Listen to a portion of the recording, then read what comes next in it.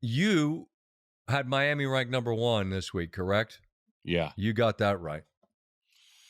Yeah, and it's funny, Scott. I had this deal where I'm watching them, and I've been blown away. Got to see him in person in Florida, and I just kept coming back to this thing because I think it's a big deal in the sport. I really do. Miami hadn't been on the road yet. Right. And when I watch Florida State, I'm like, if they don't turn the ball over, they can give them problems. They're up against it. The sense of urgency off a bad loss that everybody watched. They still have enough offense. Gus Malzahn and Norvell are as good as anybody, and they couldn't stop turning the ball over. And Miami put the foot on the gas. What do you call that? Tale of two halves? Kind of. I mean, I don't want to say fake comeback because I mean, it was 96 yards in 19 plays, Yeah, but I mean, it's 28-3. Yeah. And Miami's like, we're good. We came here for a win and we're getting it, which they did. I thought the back-to-back plays of the turnover and then the Malachi Tony touchdown is just it's like a fight when you get stung and then you get not a knockout, but you get knocked down. And man, Tony is something. Whew. Yeah. He's got in a game where you've got athletes and speed all over the field, he's got speed you can see because dudes don't catch him. I thought Beck threw a couple of absolutely beautiful balls when the game was early, when it's tense, when Doak is buzzing.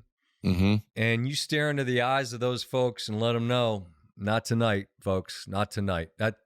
That's as good as I've seen. I mean, Ohio State, I don't know that there's much to get to. Minnesota got the ball, scored 3 early, and then Ohio State scored 42 in a row on them. They're nasty. Tate was insane tonight.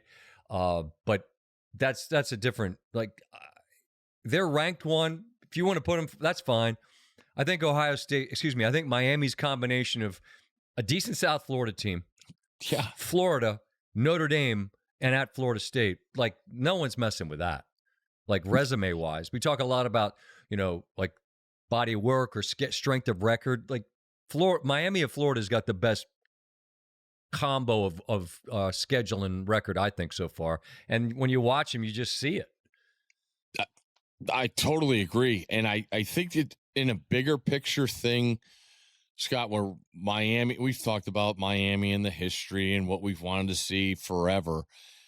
But being there a couple weeks ago and seeing Mario in person and knowing how much he just wanted to get through this because he knew this was the test. This one.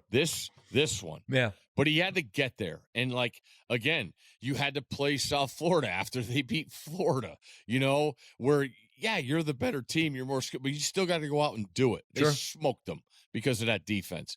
And then you get a wounded Florida team that comes in where you're expected to win by, 20-something points. But, we saw it. We'll get to them. Florida has absolute war daddies.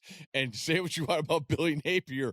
You want to talk about, taking shots at guys. You're going to have to do a lot more to get rid of him. Miami overcomes that, where they were the better team the whole night. Right. Got a little hairy for a little bit, but it doesn't matter. But this was the one off a bye where and I say it all the time. I forget. I mean, Desmond lives down in Coral Gables. I talked to Darius Butler a bunch.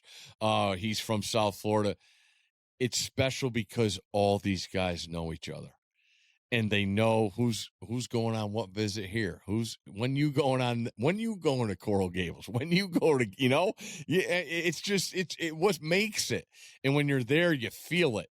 And tonight, you felt it.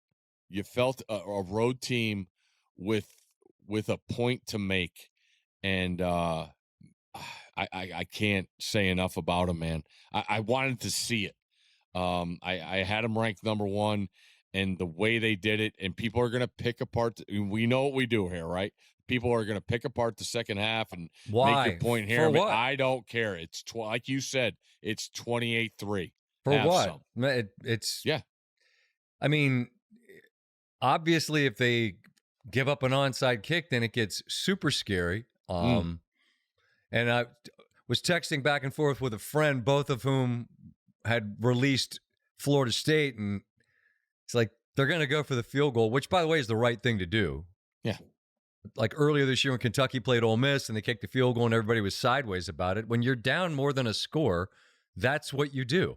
It's the correct thing. Norvell's did the smart thing because the only way you can win is if you get the ball back and score again. And the 3, you can at least run a play that you know you're trying to get it. So it was a smart thing to do.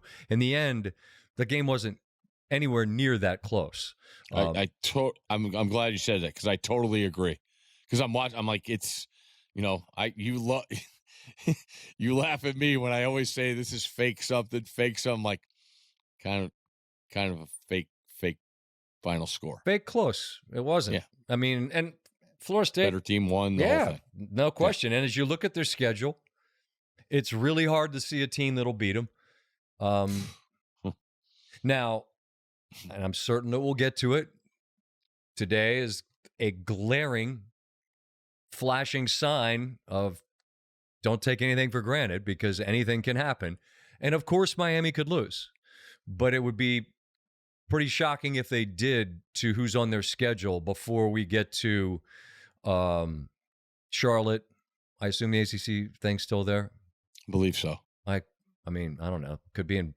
It's not in Palo Alto or Berkeley. Well, it doesn't make any difference. You could play. You've got teams from California to Massachusetts to South Florida. Play wherever the you want. I don't care.